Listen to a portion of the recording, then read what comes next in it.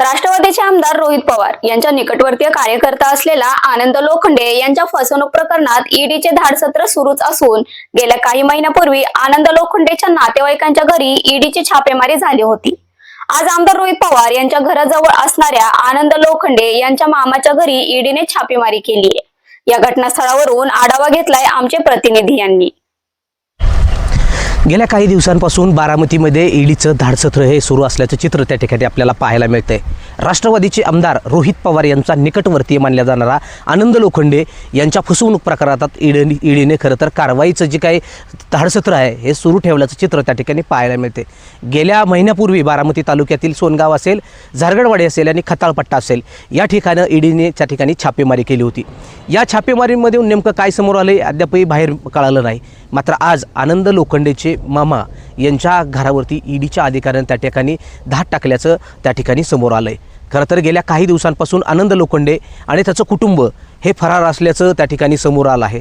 आनंद लोखंडेच्या माध्यमातून बारामती तालुक्यातील अनेक जे शेतकरी आहेत या शेतकऱ्यांच्या नावावरती अनेक पतसंस्थांचं कर्ज काढून खरं तर या शेतकऱ्यांची फसवणूक केल्याचा आरोप आहे आणि या संदर्भात आनंद लोखंडेंवरती गुन्हा देखील दाखल करण्यात आला आहे। तसेच आनंद लोखंडे याच्यावरती माजी उद्योगमंत्री तानाजी सावंत यांच्या पुतण्यानं एक FIR दाखल केली आहे। ही FIR पुण्याच्या पोलीस स्टेशनला दाखल झालेली आहे। या FIRमध्ये आनंद लोखंडेच्या माध्यमातून जवळपास 104 कोटीची फसवणूक केल्याचा आरोप करण्यात आला आहे। यामुळे आनंद लोखंडेच्या माध्यमातून जवळपास 250 ते 350 कोटीची फसवणूक लोकांची करण्यात आली आहे।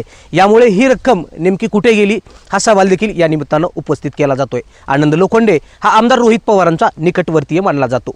तो रोहित पवारांच्या अतिशय निकटवर्तीय असल्यानं रोहित पवारांच्या घराच्या शेजारी राहणारे आनंद लोखंडेंचे मामा यांच्या घरावरती खरं तर ईडीने धाडसत्र सुरू केलेलं आहे।